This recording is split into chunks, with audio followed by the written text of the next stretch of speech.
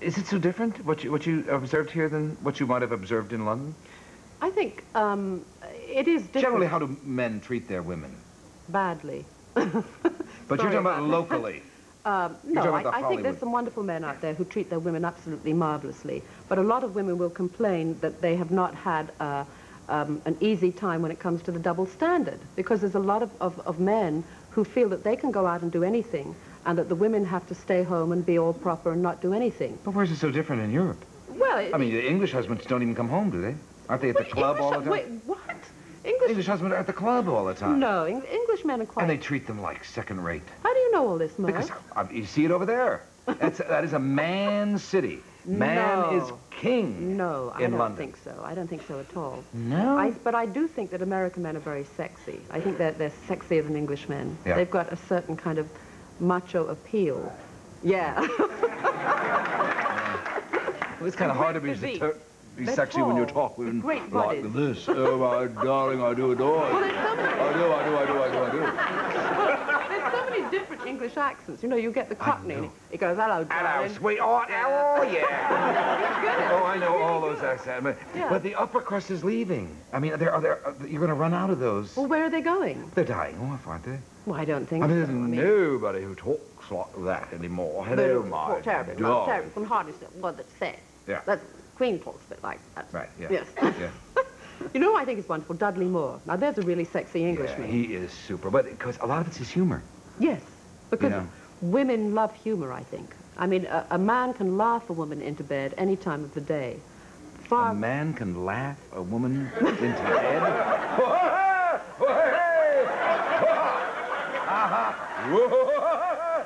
No, that isn't... Jackie, you've got... I don't know how you're getting these hip books. Your impressions are wrong. No, they're not. You read Lucky, Merv, and you'll see the guy who gets lucky, who's a very difficult woman because she's a woman who lives her life like a man. And she wants all the freedoms, and she doesn't want to compromise, right? But the guy who gets her is a comedian. Yeah. Actually, he gets his break on your show. He comes on the Merv Griffin show, that's right, and it's all go from there on. I think women like that. Humor. Yes, don't you think so, ladies? Yes.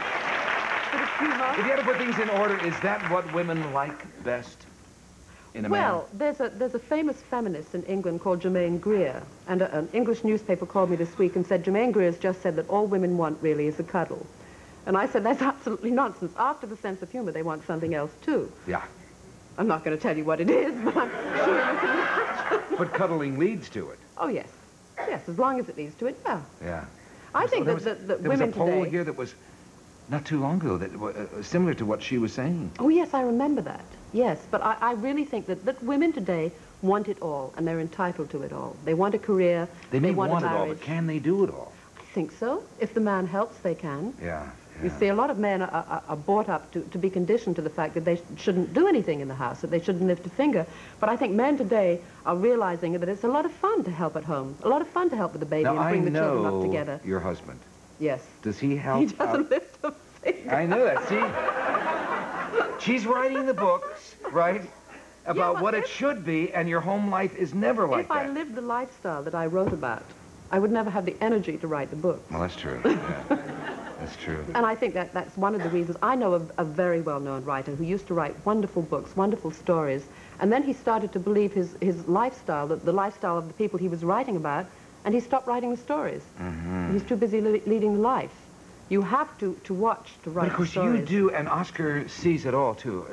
Jackie's married to Oscar Lerman, who owns Tramp, which is you can't call it a discotheque, although there is a room there with glass around that you can see. I go in there often.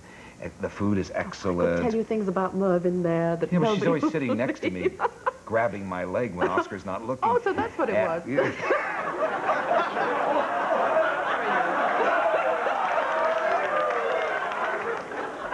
The Brits fight back. And you sit in there, and all of Hollywood, of all ages, passes through there. It is the most amazing spot. It's a great fun. It's a private club, and it's great fun to sit there. Yeah. For me, as a writer, to sit and watch the people pass by, and to watch the famous people come in, and the people who aren't so famous, and the girls who are kind of They go to the bathroom 15 times a night so that they can parade the room in their outfits. That is amazing. And it's a fun place. Yeah.